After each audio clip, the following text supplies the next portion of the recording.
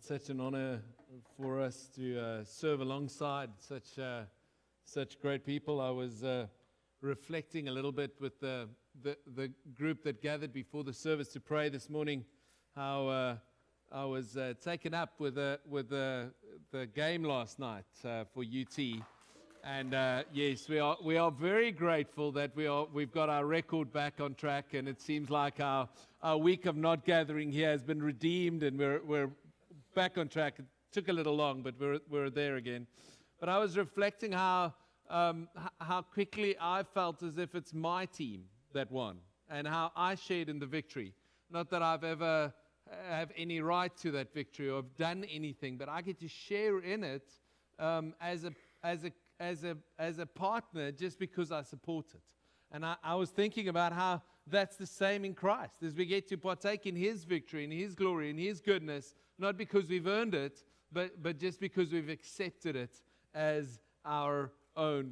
We've adopted the truth, as I've adopted the truth with regards to American football. So we're mid-series, before I get on some side tangent there and go down the wrong route. We're busy speaking about the church.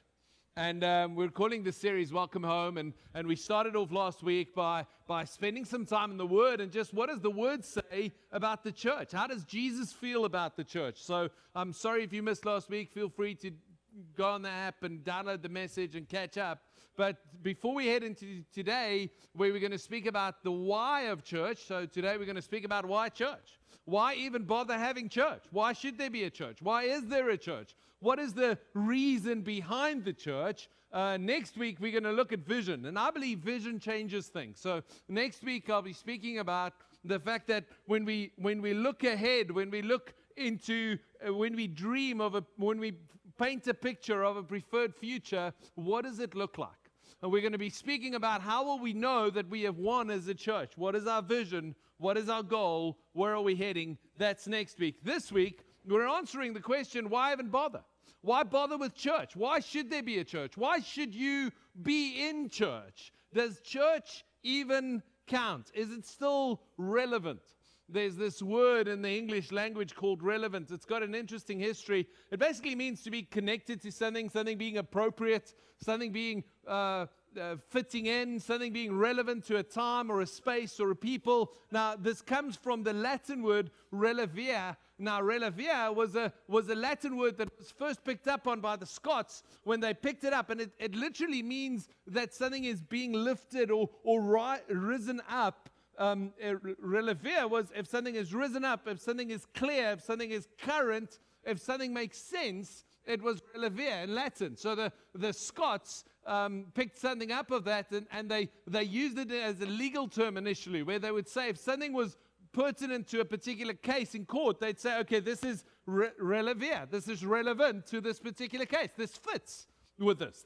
This makes sense with this. So this word literally means if something makes sense with. Now, here's my question to you.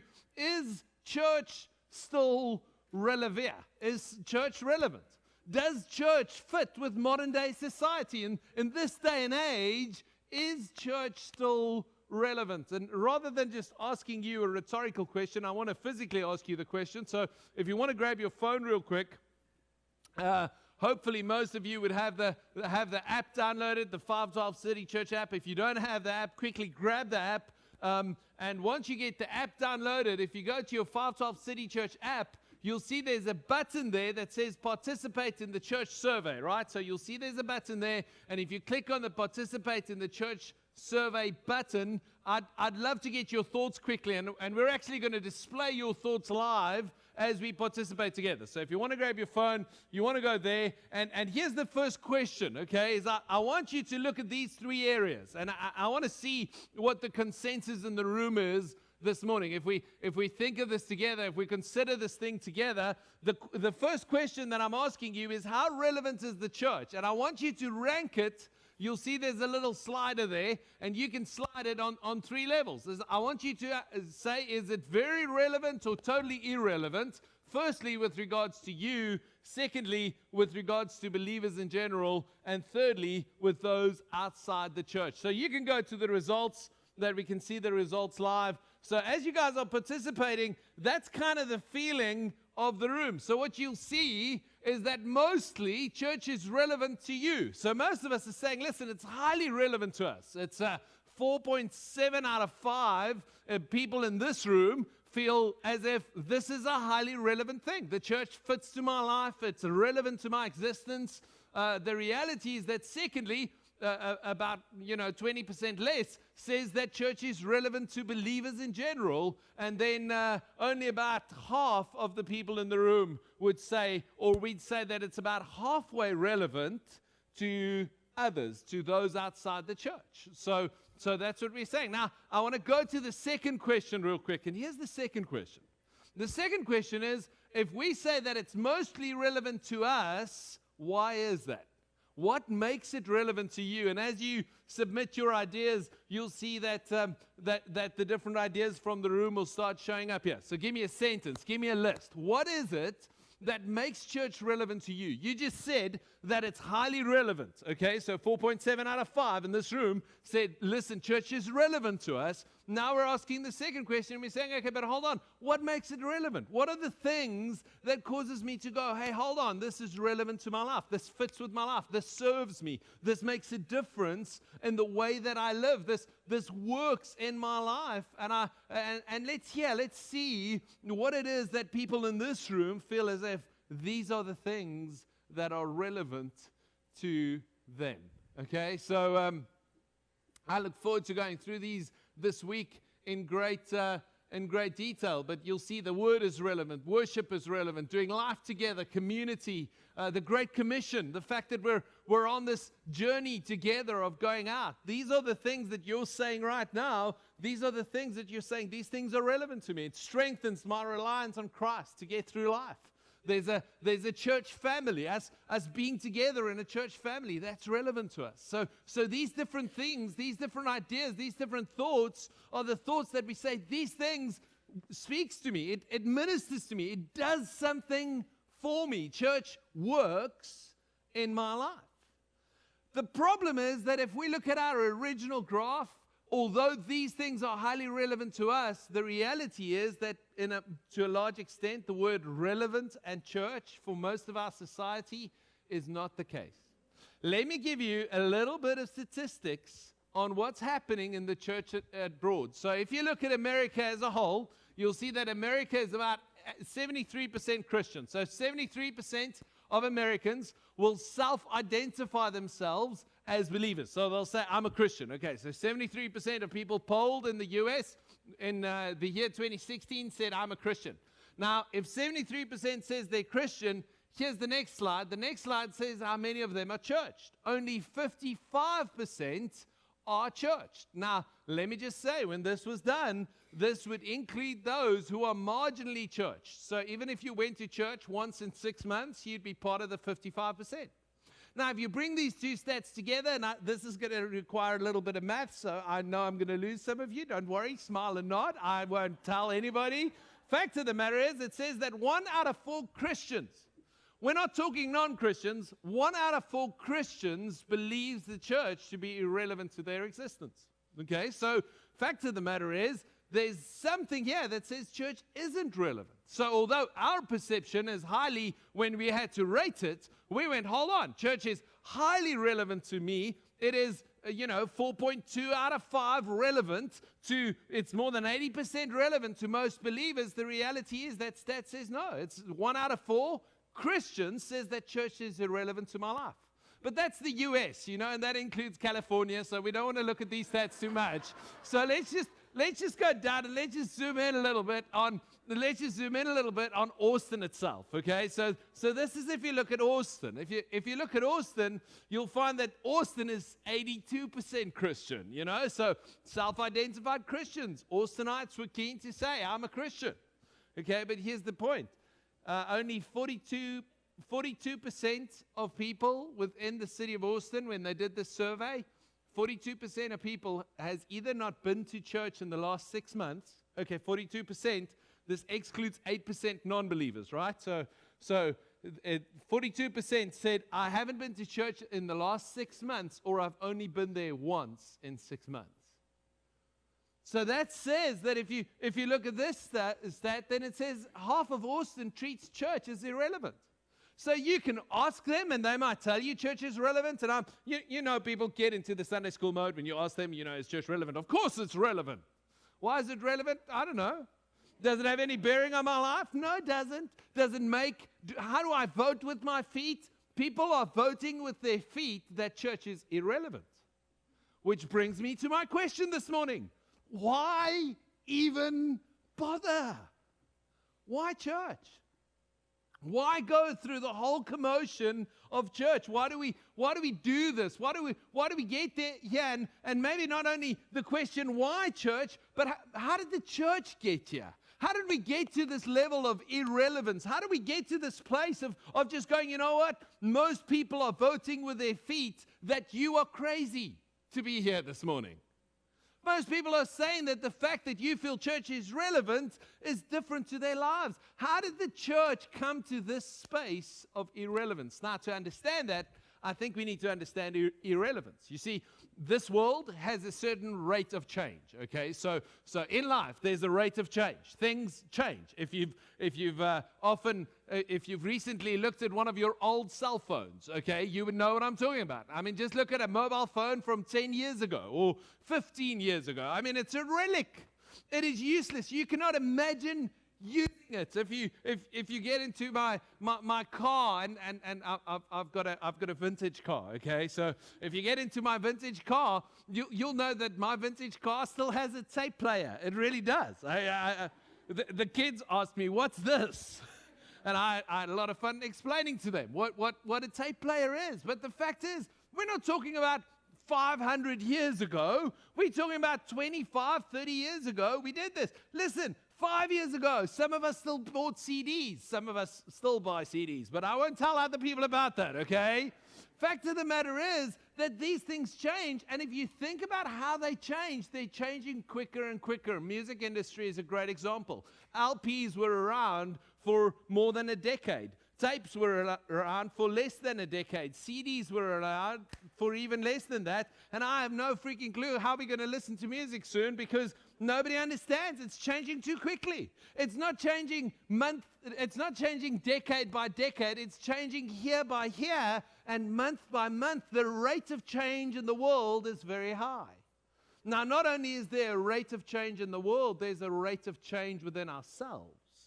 Each and every one of us, every organization has an internal rate of change. There's an outside rate of change and an internal rate of change. I'm sure you've experienced this.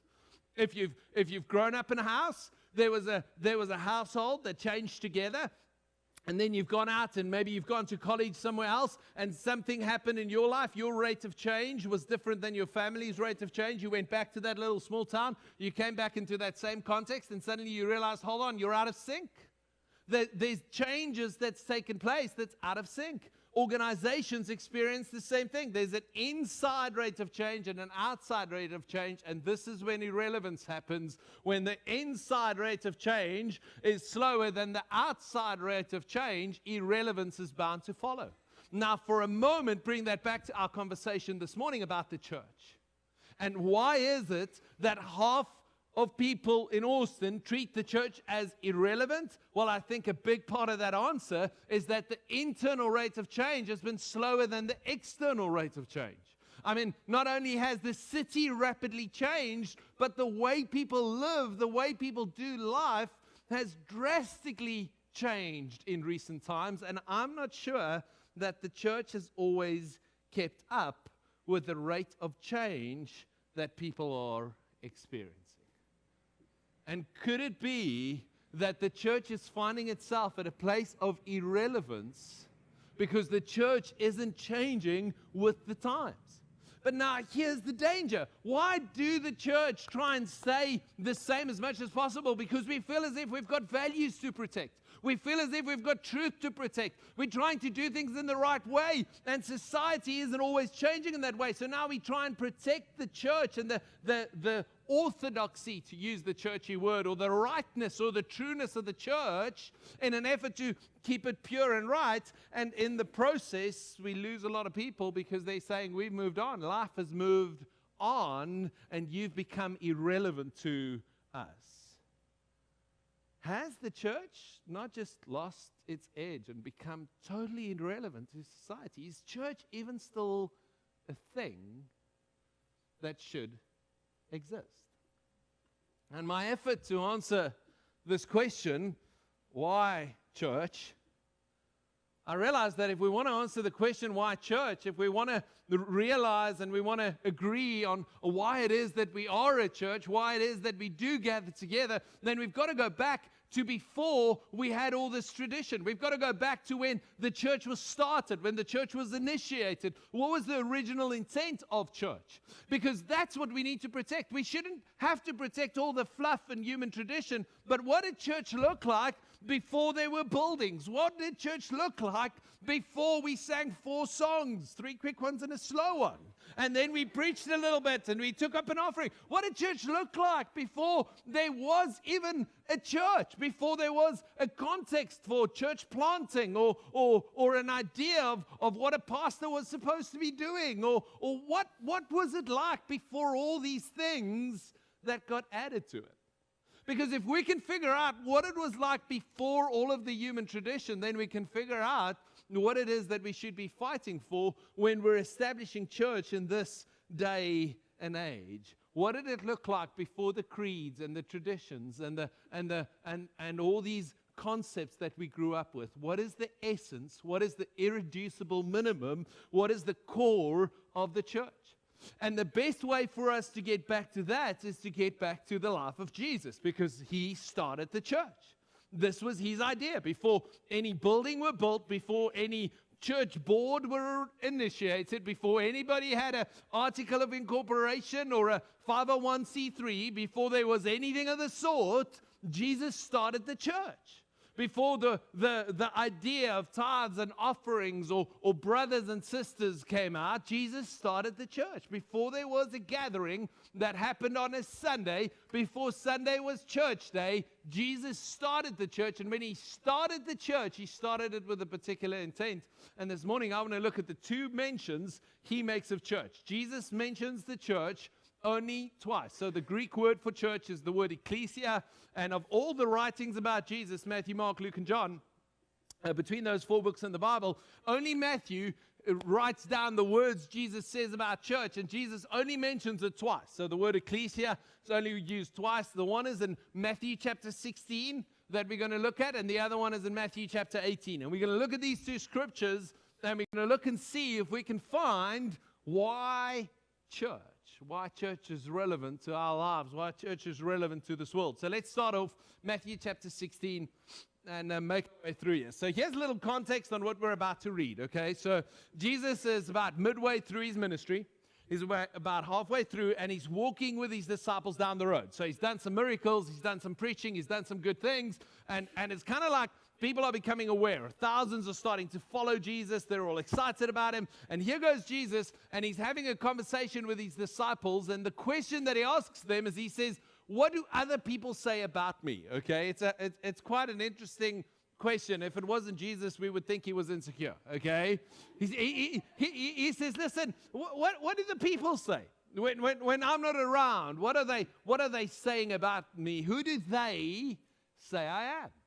What are other people's opinion of me? And so the disciples take this opportunity to tell Jesus. They say, well, some people are saying you're Elijah. Some people are saying you're a prophet.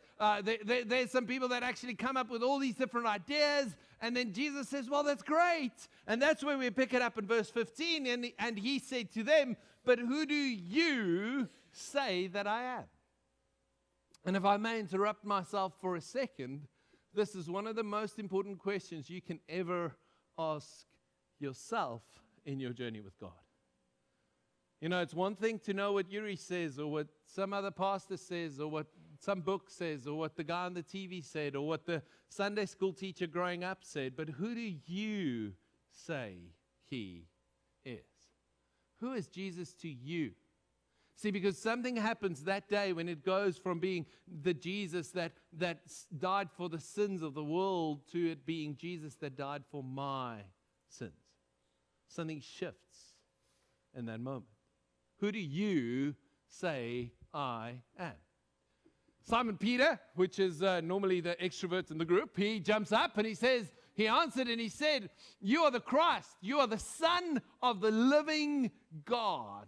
Jesus answered and said to him, "Blessed are you, Simon Bar-Jonah, for flesh and blood has not revealed this to you, but my Father who is in heaven. And I also say to you that you are Peter, and on this rock I will build my church, and the gates of Hades, or hell, shall not prevail against it. And I will give you the keys of the kingdom of heaven, and whatever you bind on earth will be bound in heaven, and whatever you loose on earth will be loosed in heaven."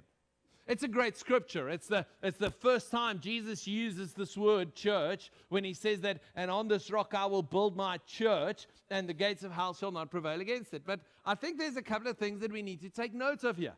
The first thing is, what is this rock? What rock is Jesus saying is he going to build the church on? So there's a church tradition, there's a particular church tradition that has interpreted the scripture and said, "Oh, hold on, the rock that he built his church on, that rock is Peter." Okay, because if you read this, it says, "And you are Peter." Now, Peter is the Greek word being used here is Petros. Okay, so he says, "You are Petros, and on this rock," not the word Petros, but the word Petra. So he says, "And you are Peter, Petros, and on this Petra rock I will build my church." So what a lot of guys have said is they said, "Okay, hold on a little. So Peter, his name, Petros, meant rock." So when, his friends would call him, they'd say, "Hi, rock, you rock," So he was called. So it depends. If he was doing well, he would rock, and if he wasn't doing well, he would be a brick. Okay, so anyway, they kind of vacillated between the two. But the fact of the matter is, Peter physically meant, rock, Petros. But then the church tradition took this and said, okay, so Peter was the beginning of the leaders of the church, and he was the rock upon which the church was built. But doesn't that feels a little strange to me? I don't know to you, but I mean, I've never heard anything else in Scripture that says the church is built upon the person Peter. I mean, there's no other scriptures that would allude in that. In fact, there's a lot of scriptures that says Christ is the cornerstone, and the church is built upon Christ. So how do we interpret this verse that says that Peter is the rock upon which the church is built? Well, if you think about it, and especially when you read the original Greek, it says, "And you are Petros, and on this Petra I will build the church." Now, Petros is a rock in the sense of a chipping off of a rock or a small rock. Whereas Petros. But Petra is the word used for a huge rock, like one that you could build a house on. That would be a Petra, like a rock that you can't pick up. It would be like a bedrock that you could build something on. That's what the rock that he would build on. And if you think through and you read what Jesus is saying here in that context, then what he's saying is, he says, listen, because what has just happened?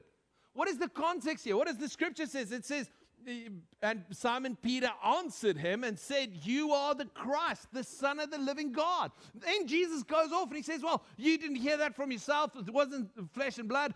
God himself revealed this to you. And I tell you that you are the little rock that just discovered the big rock." What's the big rock? The big rock is you've just discovered that I am Jesus Christ, the Son of the living God, and upon this discovery, I will build my church, and the gates of hell will not prevail against it. So the rock that he's building on is the discovery of who Jesus is. It's the revelation. It's the understanding of who Christ is that becomes the very bedrock, that becomes the very foundation upon which the church is built. And then he goes on, he says, "And as I build my church on this rock, the gates of Hades shall not prevail against it." Now we read this and we go, okay, that's great. So the gates of hell, when they attack us, they won't overcome us. We'll survive the gates of hell. But you've got to understand the context here that Jesus is speaking to. When we think gates, I spoke to a guy the other day and he had a big scar on his arm and he said, no, he was closing the gate at his ranch and the gate got him. Now, I've been gotten by a gate before. I know some of you guys have been attacked by gates before, when you close the gate to the ranch and you've got all the wires there and it can attack you. The barbed wire can get you. But that's not the context here. It's not being attacked by a gate. The context here is the image of a city that was surrounded by a city wall. And within the city wall, now you can conjure up all your great, grand, movies that you've seen about medieval ages and all those things. Now, in the time of Jesus, that's the way it was. People were living in these cities, and around the cities were these big walls, and the big walls around the cities kept the people inside. It kept the people safe. And these gates, when you wanted to seize a city, when you wanted to overtake a city, you went for the gate because the gate was the weakest point of the wall. So who lives behind the gates of hell? The people that are lost. So the image that Jesus is painting here, he says, listen, I will build my church and the gates of hell will not prevail against it. When my church rallies up, when my church gets up and they go to save those who are caught by hell and death's gates will not be able to keep out the church. The church is not on defense. The church is on offense. And I actually know what that is now in football terms.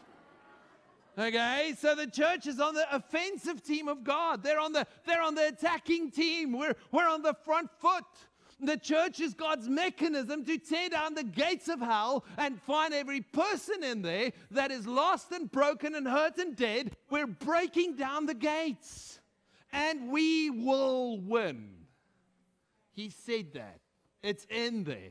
Very first mention of the church. Second scripture where Jesus mentions the church is in Matthew chapter 18. So if we move over to that one, he says, moreover, if a brother sins against you, go and tell him his faults between you and him alone. If he hears you, you have gained your brother. If he will not hear, take with you one or two more, that by the mouth of two or three witnesses every word may be established. And if he refuses to hear them, tell it to the church. For if he refuses even to hear the church, let him be to you like a heathen and a tax collector. Assuredly, I say to you, whatever you bind on earth will be bound in heaven, and whatever you loose on earth will be loosed in heaven. Again, I say to you that if two or three of you agree on earth concerning anything that they ask, it will be done for them by my Father in heaven. For where two or three of you are gathered together in my name, I am there in your midst. What is Jesus saying here? The second mention of the word church is mentioned within the context of relationship. Do you see how this entire scripture is about relationship? So initially, it's about when you see a brother sinning. He says, listen, if you see somebody messing up, this is the way. You go to them alone. You don't speak to others about them, okay? We don't have we don't do Christian gossip, okay? So Christian gossip is the same as any other gossip, only you start with the sentence, will you please pray with me for? And then you tell the story that you want to tell, okay? So it's the same thing, but it's gossip, okay? So the scripture says we don't do that. When we've got something against somebody, when we feel as if somebody's messing up, when we feel as if somebody's missing it, we conjure up the guts, we get together the courage, we go to them and we say, listen, let me tell you, you bug me, okay? And if that doesn't work, if you say you're sinning, you're doing it wrong, you're not doing it right, then you go call in reinforcements. But you don't call in reinforcements to speak about the person. You call in reinforcements to speak to the person. And then when you call in reinforcements and you speak to the person and still they don't share, then you come to the church, you say, listen, I've tried everything. Now in this relationship together, let's fix this. Let's solve this together as a church. And then Jesus goes on and he says, whatever you bind will be bound, whatever you agree on will be done, because where two or three of you are together, that is where I am. So if the first portion of Scripture in Matthew chapter 16 told us about the foundation of the church and the purpose of the church, then Matthew chapter 18 tells us about the fabric of the church. What makes church church are these relationships represented in the room, are the relationships between the believers. And it speaks about how we bring these together. So if we take these two scriptures together, there's three principles about why church. Number one, the number one reason for the church is we do church because it's about Jesus. The church is about Jesus. He says that on this rock of this revelation, I will build my church. The Barna Group did a study recently, and they wrote a book out of it called Church List. It's quite a good book to read, just about why Americans are leaving the church. Now, here's the number one reason people gave for leaving the church. They left the church because they didn't find God in church. That's a scary accusation. But I believe it's a good reason to leave church. If you don't experience Jesus, if you don't find God, if this becomes some form of story where we give you a nice self-help tip every Sunday, please leave. Because church is supposed to be about Jesus. It's supposed to be about who He is, what He has done, what He wants to do in your life, and the life He wants to give you. If this isn't about Him, this has no right to exist. And if we try to be relevant to society and we say Jesus isn't relevant to society, we have no right to exist whatsoever. We are about Jesus. The church is about Jesus. The church is about His life, His death, and His resurrection. That's what it is about. The church is His body. The church is His bride. The church is His spiritual building. He is the cornerstone of the church, and the revelation of who He is the rock upon which this church is built. The church is about Jesus. The second thing I pick up from the scripture is the church is about us. Because Matthew 18 says everything about how we work together, how we stand in relationship, how we do life together. Church is about us being in relationship. It's relationships that bind us together. We believe that we are better together. We believe that we are stronger together. We are, in that sense, countercultural.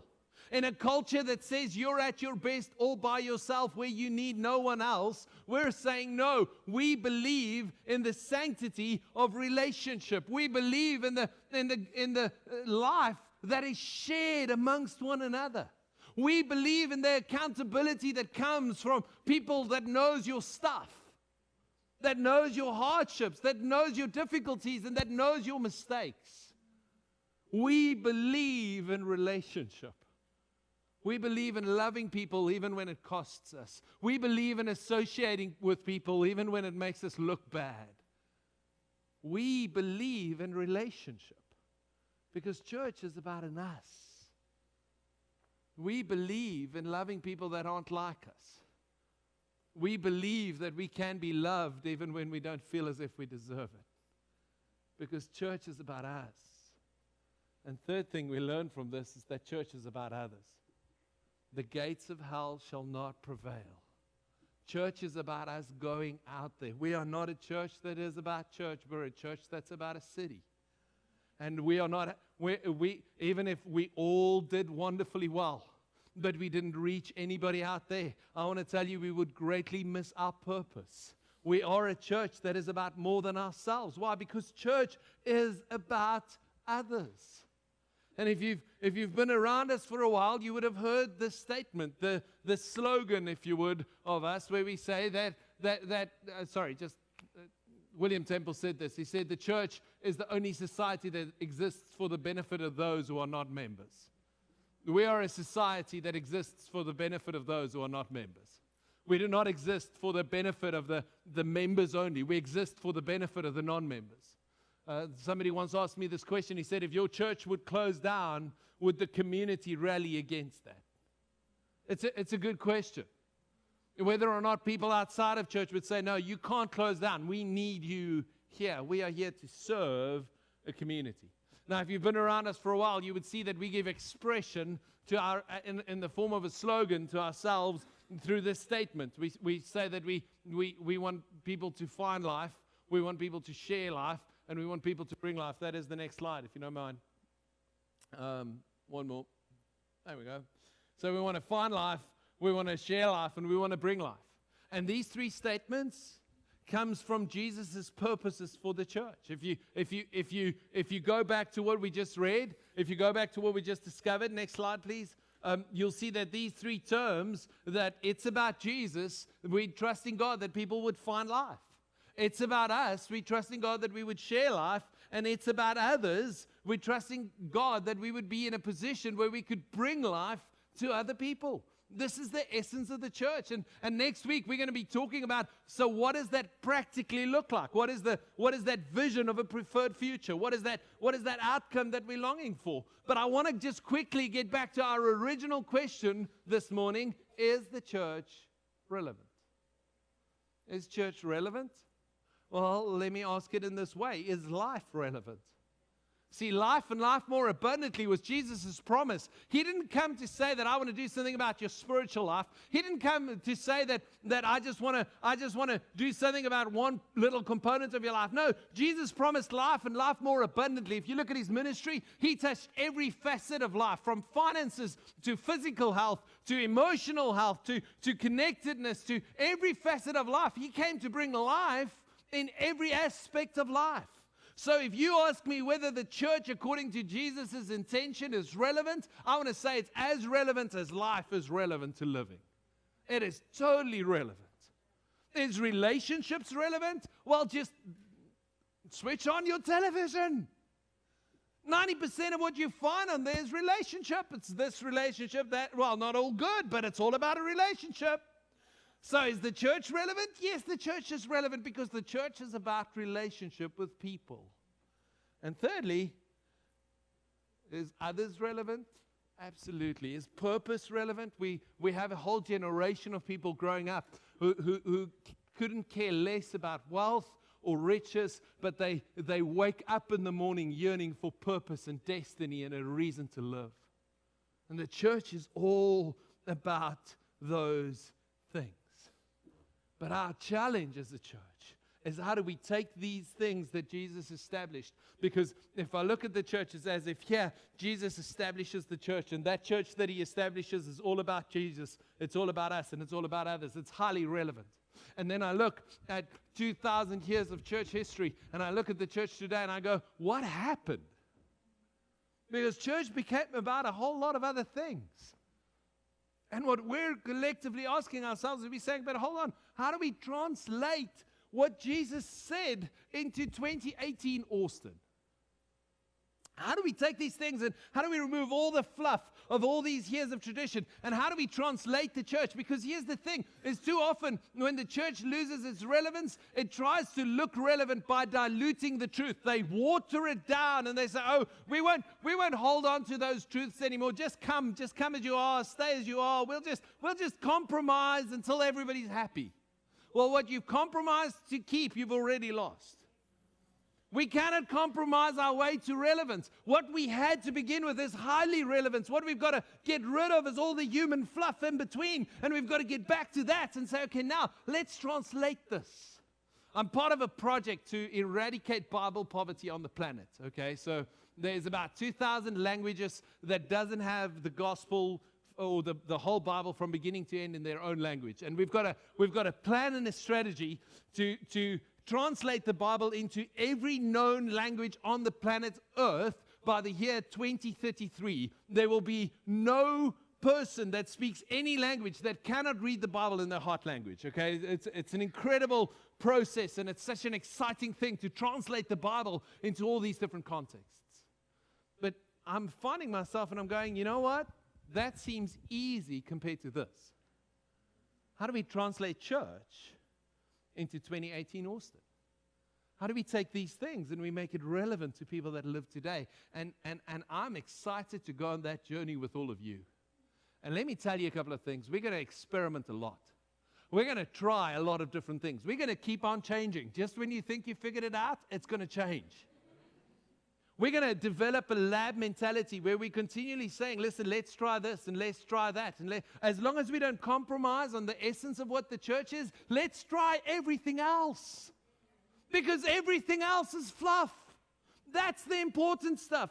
Let's adjust it. Let's find ways to reach people in ways that we've never done. And may our mission, may the mission of other people, may those gates of hell as our mission, may that mission always be greater in all of our hearts than our method. Because methods come and go, but our mission is eternal. May we always focus on the mission that God has given us, the plan that He has given us, the aim that He has given us. Why, church? because it's about Jesus. It's about us. And it's about others. That is why we do